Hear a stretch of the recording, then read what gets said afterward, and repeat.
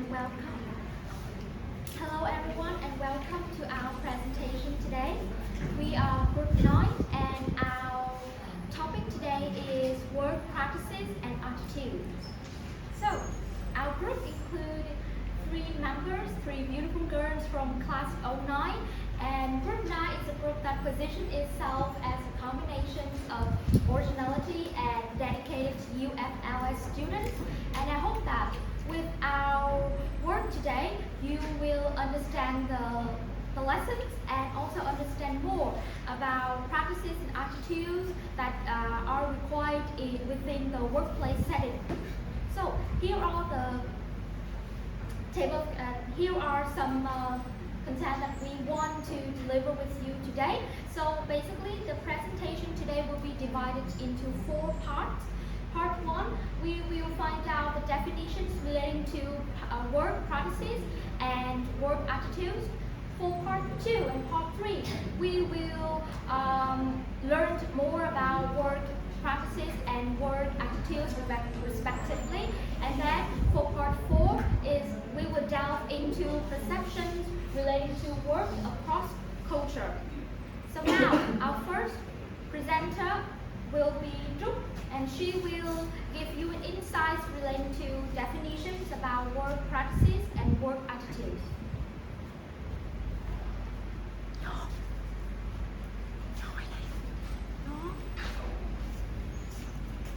So today I will give you an overview about work attitude and work practices. So what is work attitude?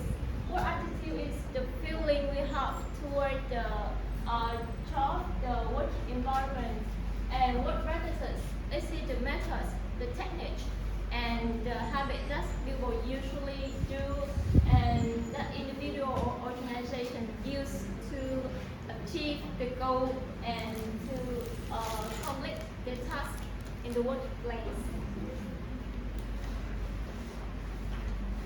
So we move to the first part is work attitude. So today we have 2 new terms, that's a job satisfaction and organization commitment. Job satisfaction, that means the happiness, the feeling, the fulfillment that people have toward the workplaces, and organizational commitment that reflect the employee loyalty to the organization itself and their desire to remain a part of it, to stay in the long term with the community. So we have 6 main factors that apply to work attitudes. The first one is personality. For personality, it means the positive, attitude, the positive mood that we will usually have in the workplace. Positive mood, that means we will have more satisfaction and have more the fulfillment in their jobs. And twice, many experts have shown that in the workplace, the job satisfaction is not only depends on the working environment, but also depends on the personality. The second one is job characteristics and work environment. When our ability match with the company values and when the job demands match with our ability, we have more job satisfaction, we have more happiness in the workplace, and we have more motivation to fulfill the task. And there are several characteristics can affect to the level of job satisfaction. For example, like having autonomy at work, using variety of skill,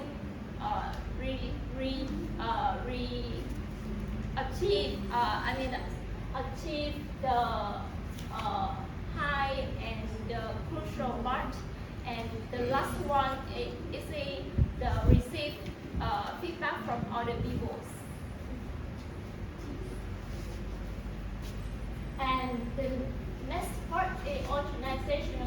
justice. Organizational justice is mean the fairness and the treat well of the organization to the employees. It includes the fairness of company policies and the procedures, the treatment from the supervisor, the management, and the pay and other reward that they have that gain after hard working and contribution to the company. And the next one is relationship. This absolutely affects to the work attitude and the job satisfactions of people because these people we interact with and the degree of compassion they will have in the workplace, the level belonging in the with the teammates and the relationship with management. There are two relationships that truly affect to the relationship and the work attitude of people. That's the relationship between the co-worker, and the second one is the relationship between the co-worker and the worker and the manager. Stress is strongly a factor that affects to our happiness and the job satisfaction. Stress is mean when we will have stress, there will be less job satisfaction, and but moreover, some stress may be useful for people because when they achieve the task with stress and with facing with the challenges, they will be more happy because the achievement they will have. And the last factor is work-life balance. For many people in the past, they used to be put their job on first, but in modern time, many people tend to have the balance between the work, their relaxing, their time for friends, for family, for their tribe, and also use at the same time to have the success as work. Nowadays, many companies put the policies that help employees achieve the work-life balance, and that's lead to the higher satisfaction in the job. And the next part is will be presented by Dung and Ngoc Nhi. Okay, so now we will come to the next part, work practices. So when it comes to work practices, we have a lot of different stages. So the first stage that I want to introduce with you, as a senior student, we are eager to find a job. So related to job searching, the preparations process of job searching typically include 4 essential steps as follows, as you can see on the slide. So the first step is to self-assessment. It means that you need to evaluate yourself, your own skill, your value, your interest, and also your career goals to identify which job that you want to apply for. And then you need to identify job roles. It means you need to identify which jobs that you are qualified for, and then which job that you want to apply for. And next one is to research the industry and companies. You need to explore the job markets and also to find more information to learn about the company or the industry that you are interested in. You can find these information by many ways. It could be through the classified advertisement on the newspaper. You can find it on the job placement agencies, or maybe you can find it directly through the headhunter. It means from the recruiter and from the employer. And then the last step, when you have prepared for yourself and then when you have evaluated yourself enough, you need to set goals. And goals in here need to be practical and realistic. It means you need to have your own job searching strategies and also have a practical milestones. For example, like applying for 10 jobs per week, so that you can prepare yourself good in this stage. So when you finish finding a job, the next steps you need to do is to networking. So networking is a very familiar term with us, but many in here have not fully understand what is networking. So networking simply is to meet people that have similar professional interests with you, and then to widen one's circle of acquaintances with the purpose of learning about professional prospects. And maybe some of you might wonder, so how can we network? We just have colleagues and friends at the university. So how to network? How to widen your social network? So here are several simple steps that we have listed for you, so that you can build your network effectively. So first of all, you need to attend career fair and networking events, or basically you need to connect with the industry on LinkedIn. So I guess that everyone in here know about LinkedIn, right? So for example, if you want to apply for an English center, you need to connect with the English center, not only on Facebook, on Instagram, but mostly on LinkedIn, because that is the most popular job searching and job recruiting platform. Next one, you need to reach out to every people that you know. It could be friends, it could be your former colleagues, it could be alumni for job leads. Next one, you need to participate in online or local groups that related to your fields. As I mentioned before, if I want to apply for a teacher position, I will attend several events held by the center, and also several online events as well, to find more information relating to the job positions and relating to the companies that I'm applying for. And the last step, last but not least, is to stay engaged with the companies that you're interested in through social media. So social media is actually a powerful tool. You need to utilize it to build network and also to find a job for you. After we have find a job, build a network, the next step you need to do is to build your resume. So, resume in several countries is not served as an instrument to find a job, but especially in the USA, it's also as the key to find a job, and it's like a way to sell yourself to the employer. So how to make your resume better? Let's find out. Okay, so here are some tips to have your resumes better. So tip number one, avoid include information that is too personal. Too personal in here is mean do not list your hobbies or your personal interest in your resumes. Instead, write about your career goals or career objectives in the resume. It will help to captivate the attentions from the employer better. Next one is to using keywords and phrases that align with your job to pass the align with your job. For example, if I'm going to apply for a teaching position, several keywords and phrases that I will use to describe myself, as well as I will use it in the skills, which mean to commitment, or have a good command of English, or good in or excellence in reading and listening comprehensions, or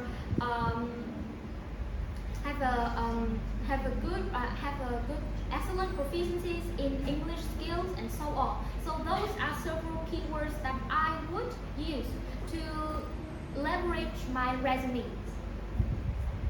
Tip number 3, remember to emphasize on measurable accomplishments. It means using specific achievements when general duties when talking about your experience or your achievements.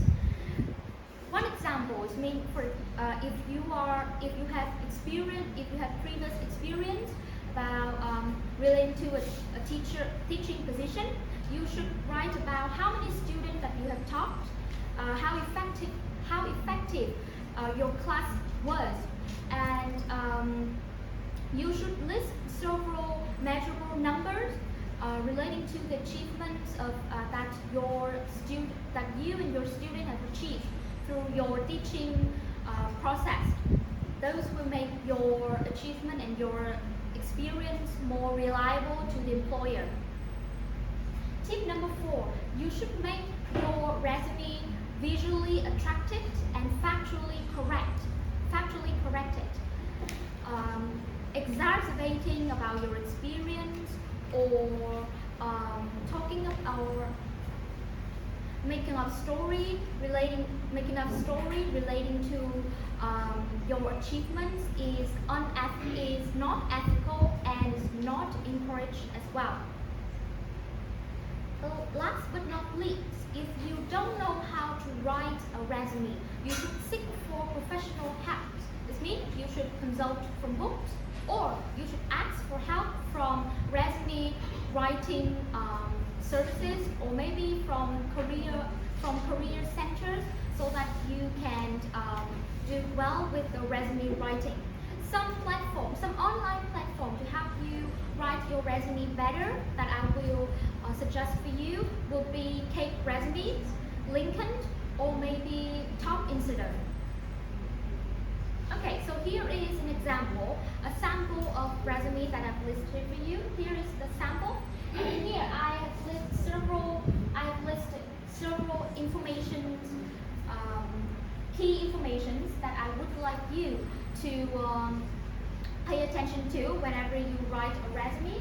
For example, I tell you that to use numbers. So in here, in the resume, I've used several numbers like 23%, or contributing to a 38% boost in reading comprehension scores, for example. So using specific numbers to make your achievement more reliable. And then pay attention to your experience, how you laid out your information, how you put the tab and then put necessary information in your resume, so that you can make it become a valuable tool for you when finding a job. Okay, so when we have applied for resumes and the employer have a good impressions on your resume, then you will be called for an interview. So interview is another stage that we need to overcome before we are officially recruited. So how to do well in an interview. I also have some tips for you during the interview, how to leave first impressions on the employer. So first of all, you need to be punctual. So be on time will show your politeness and also your eagerness to the position. And then you need to be aware of your appearance, especially to girls and to women, to female applicants. You should wear minimal jewelry and makeup to create a balanced appearance. You should use light fragrances to avoid distracting others, although I know that every girl loves fragrance, but don't overuse it. And then you should have a clean hair. You should have a tidy hair and wear neat clothes to create a clean and tidy image to the employer. And then, last but not least, have trimmed nails, and then have trimmed nails to create a neat image to the employer as well. Next one, you need to show your politeness and show your friendliness. So how to do it? Politeness, very easy. A smile, a bow, or maybe a handshake is expected as soon as you walk into the employer office to show that you are polite with them. And then friendliness, there could be several small talk before the interview. For example, like, did you have trouble finding the way to come here? So try to answer these questions in a friendly way, because it will show that you are sociable and you are easy to work with. So it will increase the likeliness of being recruited. During the interview, one recommendations that I will give you is to try to build a culture of two-way conversation. So how to do it? You need to prepare for yourself common answers. You need to prepare for yourself answer of common interview questions, including behavioral questions as well. And then you need to prepare questions so that you can ask the employer as well. You can ask them with thoughtful questions, like asking about the company compensation package, or asking about the size of various departments, or maybe just ask about further information relating to the position that you were applying for. Those questions will help the employer to know more about you, and they will assume that you are eager for working and you understand your positions very well.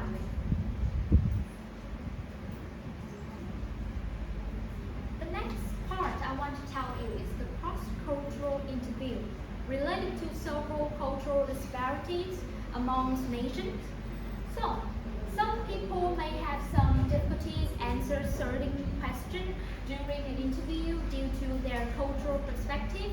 In several nations, for example, like Japan, where humility and modesty are virtues, they are not eager to answer such questions like what is your strength. And in some countries, not just in Asia, people are not eager to talk or to boast about their personal achievements. However, during the interview, an employer will often want you to talk about your achievements and talk about your previous experience. In American interview, you need to prove yourself in the most positive light. So, my advice in here is to be well prepared for the interview, so that you can overcome those cultural disparities, and also to learn carefully about the companies and about the job position that you're going to apply for, so that you can deal with the questions from the employer and the recruiter. So that is the end relating to practices about job searching, and the next part will be on the job practices when you are officially recruited, and it will be presented by me.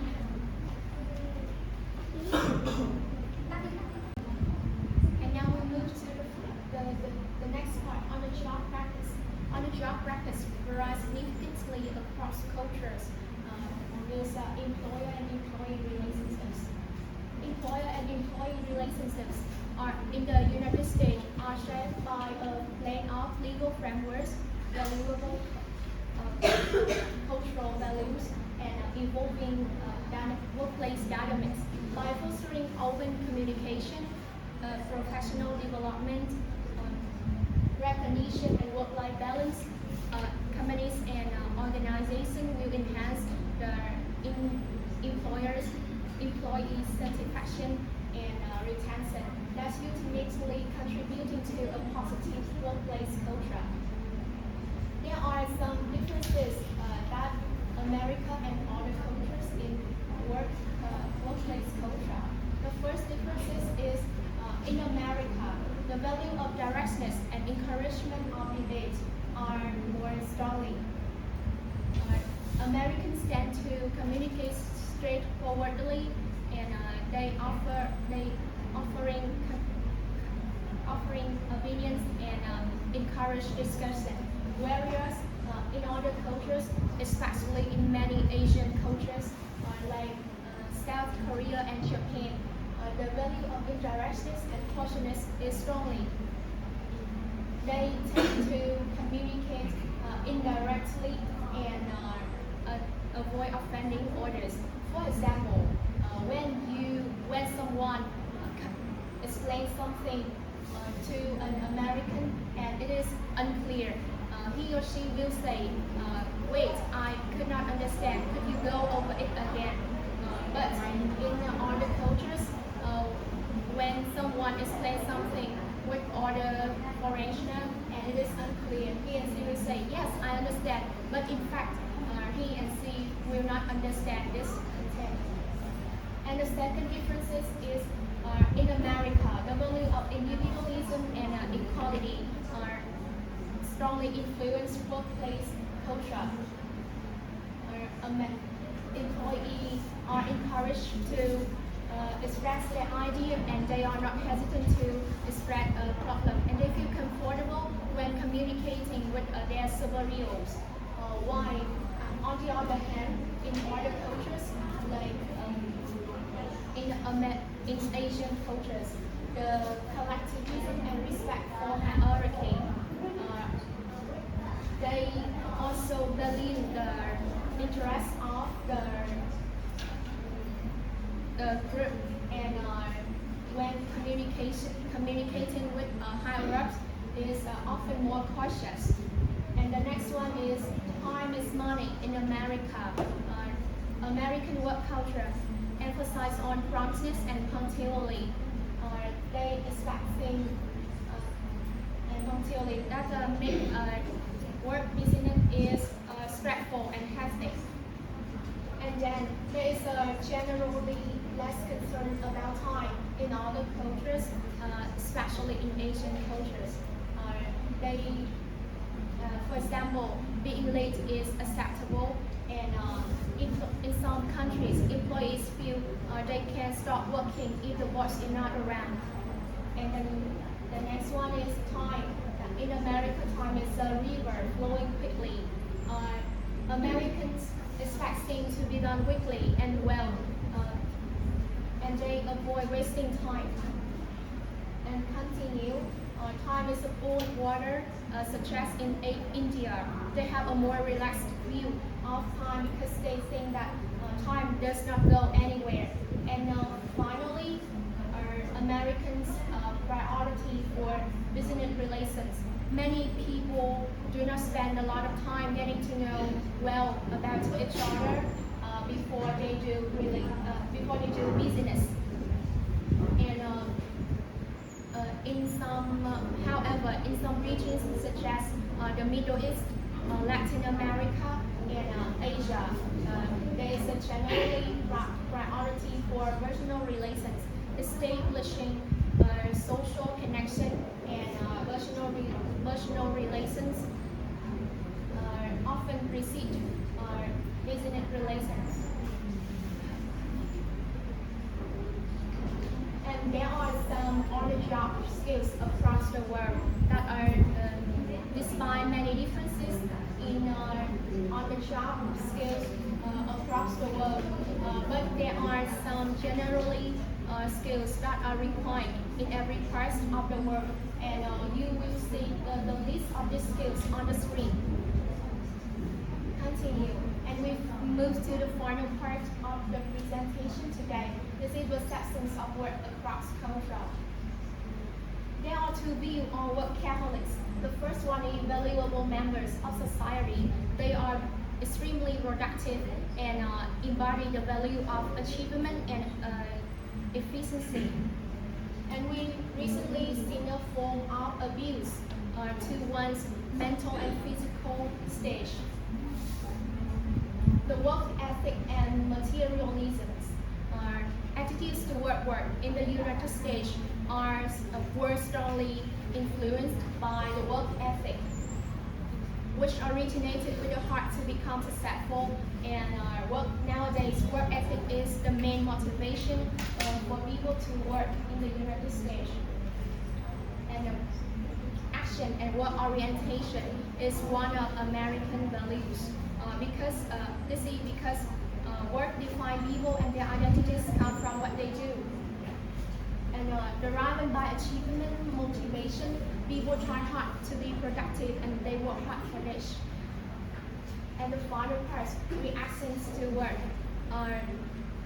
Their primary motivation is to earn a living.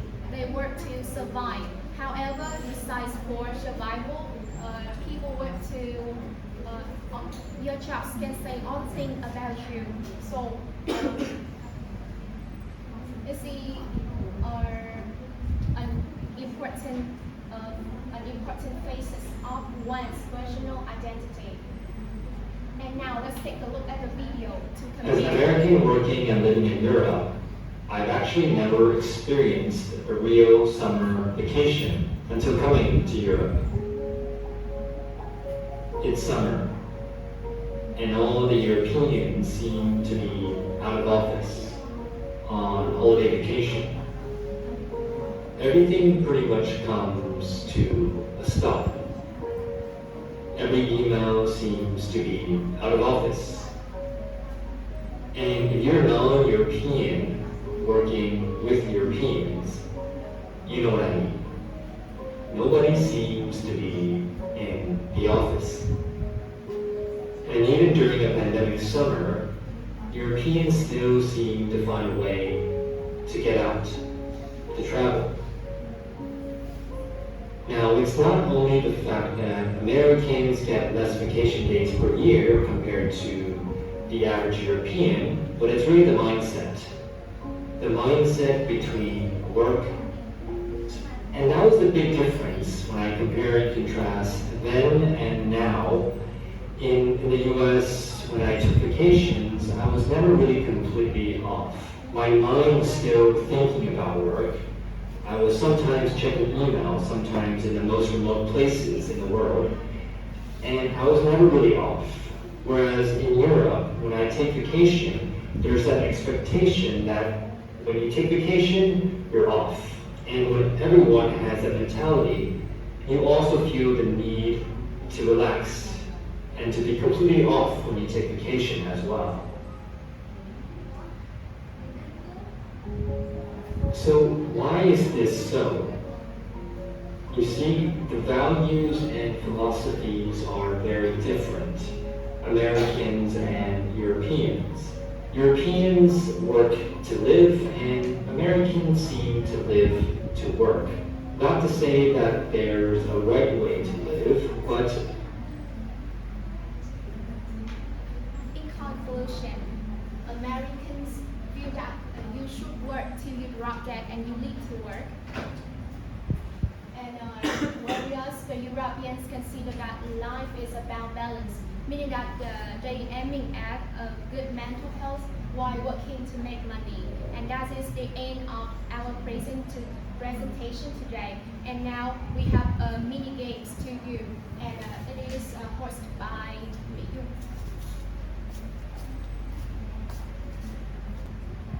Okay, so after a long presentation, I guess that all of you were very bored, right? So to have you awake after our presentation, we have very two simple questions to generalize and to summarize our presentation today. So the first question of today, if anyone in here know the answer, please raise your hands. How many factors affect one work attitude? So remember that work attitude and work practices are different. So how many factors affect work attitude? Okay, can you tell me? There are 6 factors. Okay, 6 factors, that is the correct number. But can you list all 6 factors for us? Yes, of course. I remember that there are stress, personality, relationship, work environment, job characteristics, and high balance or organized work. Yes, that's right, exactly. Thank you so much. So there are 6 factors affect one's work attitude. So why do we choose this question? Because knowing which factors affect your work attitude attitudes will help you to have a more balanced and positive attitudes to your work and therefore heighten the satisfactions to your job. And the next question, how to build a two-way conversation in interview? Two simple steps. Okay, a very beautiful. Okay, can you tell me the answer? To first prepare answer for common interview questions. The second is ask the employer with topic questions. That's right, exactly. So a two-way communications or two-way conversation in an interview, it means that you not only answer the question provided by the employer, but you also need to ask them to show your eagerness and also to show your understanding relating to the companies and the position that you are applying for. And those are important information that I want to summarize for you through our questions. And that is the end of our presentation. Thank you so much for listening from Group 9.